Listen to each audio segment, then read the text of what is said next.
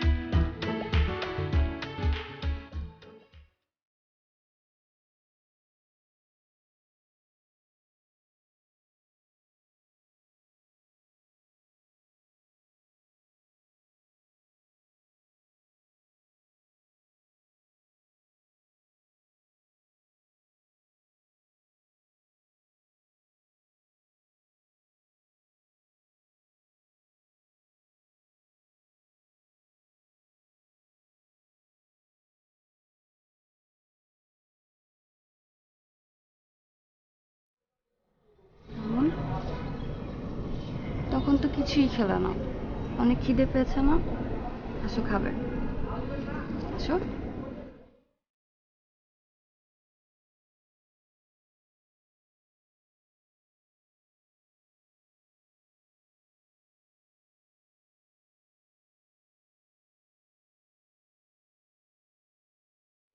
এখনো মন খারাপ হয়ে আছে তোমার? আমি তো জানতাম তোমার মন ভালো হতে আধা ঘন্টা লাগে, আধা ঘন্টায় মেঘটা কেটে যায়। যেহেতু 3 ঘন্টায় কাটছে না, তাহলে মনে হচ্ছে মেঘটা অনেক বেশি কালো, কারণ তুমি এখনো মন খারাপ করে আছো। তোমার ভাইয়া বাসায়? ভাইয়া বাসাতেই আছে, তোমার সাথে আড্ডা দেওয়ার জন্য ভাইয়া আকুল হয়ে আছে। এখন নাও। কেন?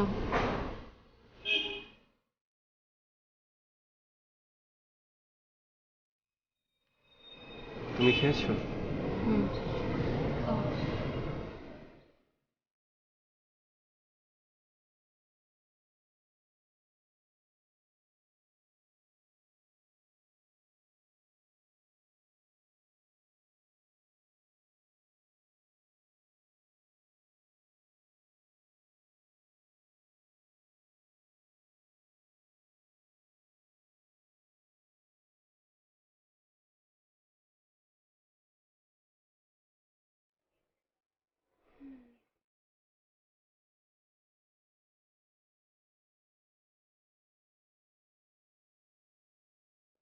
ইউনিভার্সিটিতে পড়ার সময়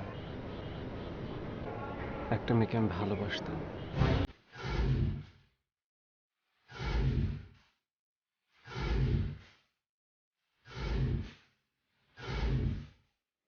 আমি তাকে অনেক ভালোবাসতাম। মনে করো, এক কথায় আমি তার জন্য পাগল ছিলাম।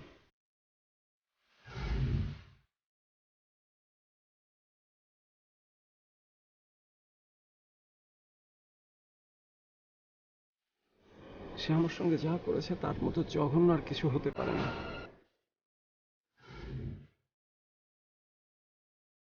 ঈশার কথা তো তুমি আমাকে আগে কখনোই বলোনি।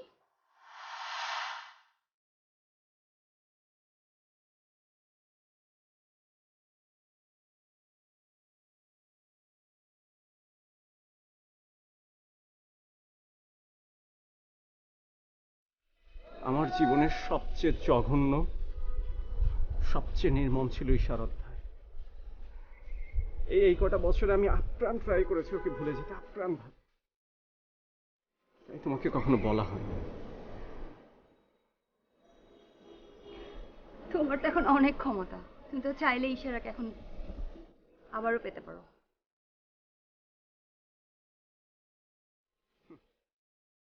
ও কখনো আমার ছিলই না যে আমি ওকে ফিরে পেতে চাই। তবে একটা কাজ আমি করতে চাই। কি কাজ? প্রতিশোধ। প্রতিশোধ?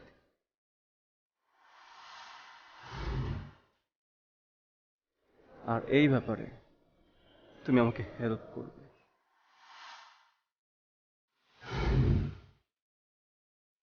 আমি? কিভাবে?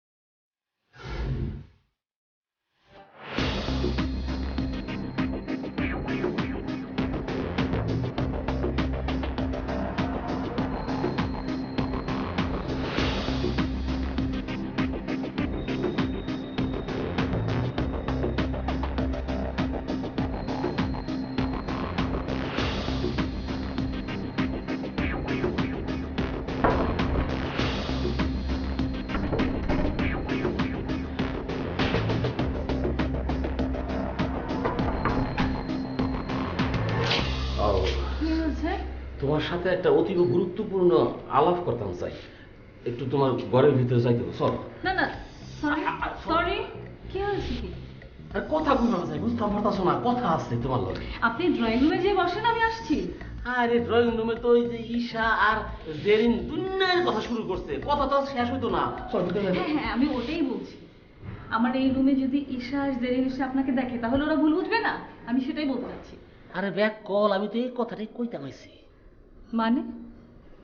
তাহলে আসল কথাটা কয়ালাই। তোমার যা যা আমি কইছি তা যদি ঈশা বা জেরিন জানতে পারে, তাহলে তোমার বিপদ হবে।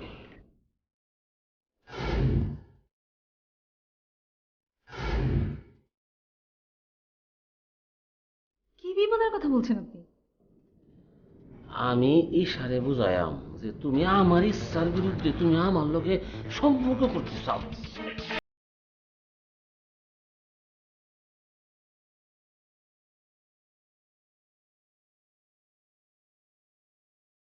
ওরা সেটা বিশ্বাস করবে না।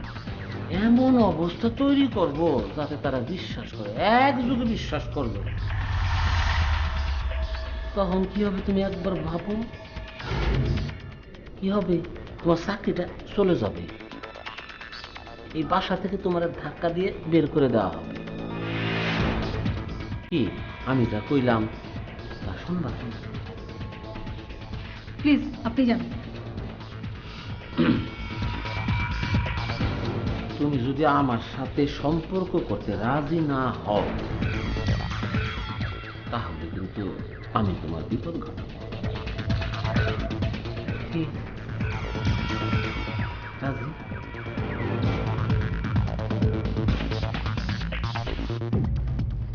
আমি আপনাকে পরে জানাবো। কখন? কালকে জানাবো, এখন যান।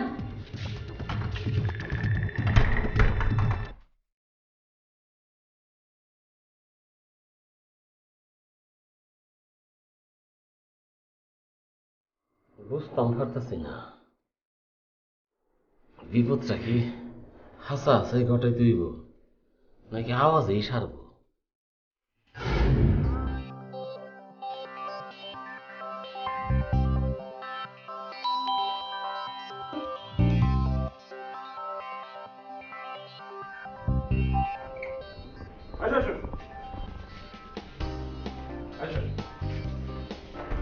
কি এমন মন ফ্রেশ হয়েছে? হয়েছে ভাইয়া। গুড। তাহলে কি বলো, আড্ডা দেওয়া যাবে? আড্ডা দিতে তো এলাম ভাইয়া। ওকে, বসো। আড্ডা হবে ভাইয়া, আমি রান্নাটা শেষ করে আসি। তাহলে আর আড্ডা হয়েছে। শোনো, ভাইয়া জানে আমার রান্নার স্পিড সম্পর্কে, আমার অনলি 30 মিনিট লাগবে, এই যাবো আর হ্যাঁ হ্যাঁ হ্যাঁ, তুই যাবি আর আসবি, যা যা যা, আমরা ওয়ার্ম আপ করি। বসো বসো বসো বসো। থ্যাংক ইউ ভাইয়া। বলো। ভাইয়া, নিউ ওয়ার্ল্ড ট্রেডিংয়ে আপনার ইন্সপেকশন কি শেষ? না, ওদের কাছে আরো কিছু পেপারস চেয়েছে, ওরা কাল দিবে, চেক করবো তারপর। চেক করে যদি দেখেন স্যাটিসফ্যাকশন হয়নি, তখন? তাহলে ওরা বাইং কন্ট্রাক্টটা পাবে না।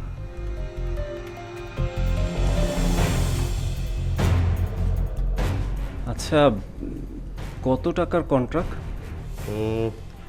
Nearly 25 crore in terms of BDT. ওদের প্রফিট কত হতে পারে? More than 3 crore।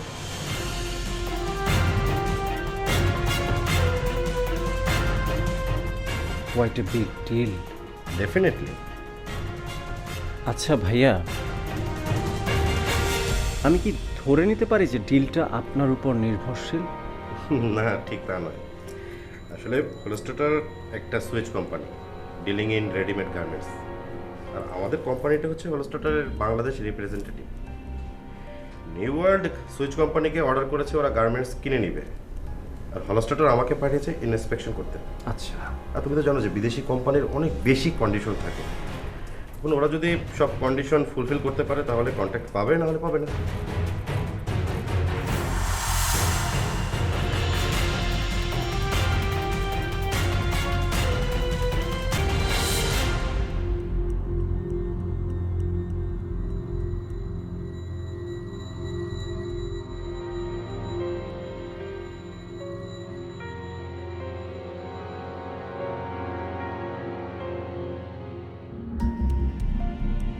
লিসা, কি ব্যাপার, কোথায় যাচ্ছ তুমি? আমি আমি চলে যাচ্ছি।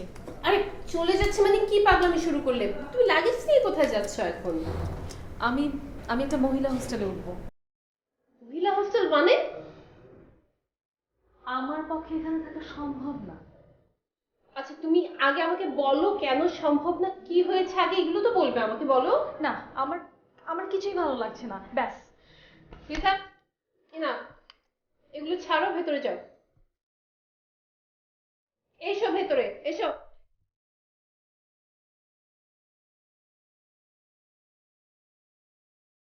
হ্যাঁ বসো।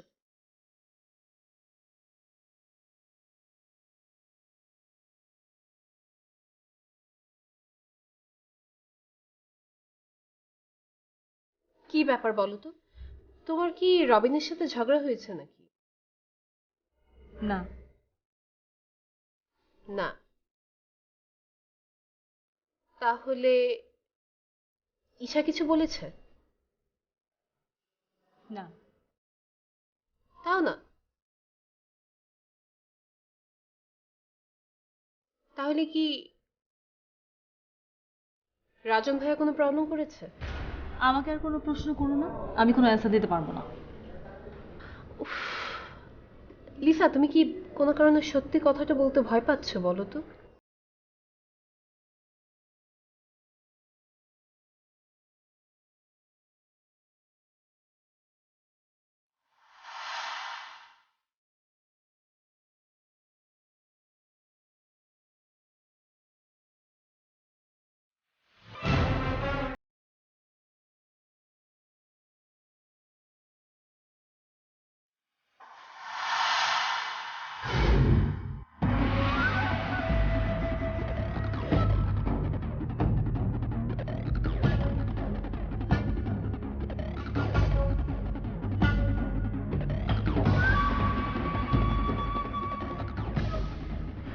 আমন, তোমার সিক্রেটটা আজ আমাকে বলবে। সিক্রেট? সিক্রেট। এই যে সরকারি বেসরকারি নানা স্তরে তোমার যে এত ভালো লাইন ঘাট, এটা কি করে হলো? ভাই, একটা কষ্টের ঘটনা আমার জীবনে এমন একটা সুযোগ এনে দেয়, যে সুযোগটা কাজে লাগিয়ে আজকে আমার এই অবস্থান তৈরি হয়েছে। সেটাই তো তোমার সিক্রেট। সেটাতে তুই কিছু জানিস? না ভাইয়া, আমি ওকে কখনো জিজ্ঞাসা করিনি ভাইয়া। 2010 সালে আমার বাবা ঢাকা জেলার এসপি ছিলেন। আমি তখন ইউনিভার্সিটির শেষ বর্ষের ছাত্র। বাবা জাতিসংঘের শান্তি মিশনে জব পেয়ে কলম্বিয়া চলে গেলেন। 2 বছরের কন্ট্রাক্ট হলো ওদের সঙ্গে। দেশে ফেরার ঠিক 4 দিন আগে বাবা একটা অপারেশনে পার্টিসিপেট করলেন। প্রচন্ড ফাইট হলো, পুরো দলটা একটা অ্যাম্বুশের মধ্যে পড়ে গেল। তখন বাবা পুরো দলটাকে বাঁচানোর জন্য প্রাণপণ লড়াই করলেন, 8 জনকে মারলেন, কিন্তু তিনিও বেঁচে ফিরতে পারলেন না। বাবার এই বীরত্বের কাহিনী দেশে বিদেশের সব পত্রিকায়, টিভি চ্যানেলে ফলাও করে প্রচার হলো। আমার বাবা হয়ে গেলেন এদেশের ন্যাশনাল হিরো।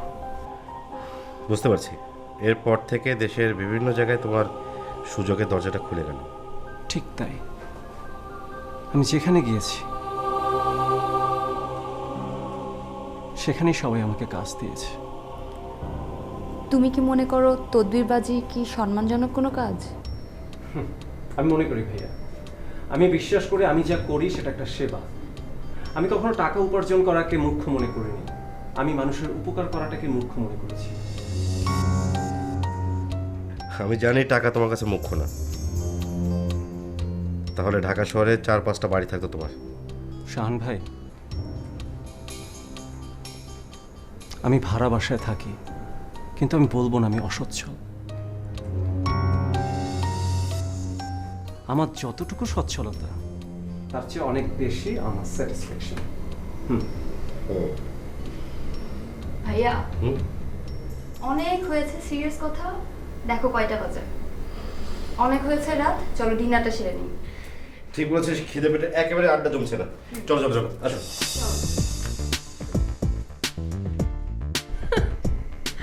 উফ লিসা, তোমাকে না আমি এত বোকা ভাবিনি, বুঝলে? শোনো, এটা এমন কোনো প্রবলেম না যে তোমাকে ঘরবাড়ি ছেড়ে চলে যেতে হবে, ওকে? আর প্রত্যেকটা মেয়ে কম বেশি ইফ টিজিং এর শিকার হয়। তখন আমরা কি করি? আমরা মাঝে মাঝে প্রতিবাদ করি, কখনো হয়তো আইনের আশ্রয় নেই, অথবা কখনো পরিস্থিতির জন্য কিছুই করতে পারি না। আর রাজন ভাই তো আমাকে লাভ প্রপোজাল করেছিল।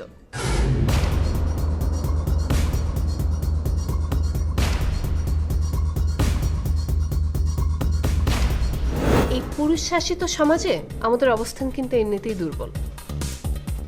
আপনাদের একজন কর্মচারীকে ফোর্স ক্লিপ দেওয়া হয়েছে, আমি কি জানতে পারি এটা কেন করা হয়েছে?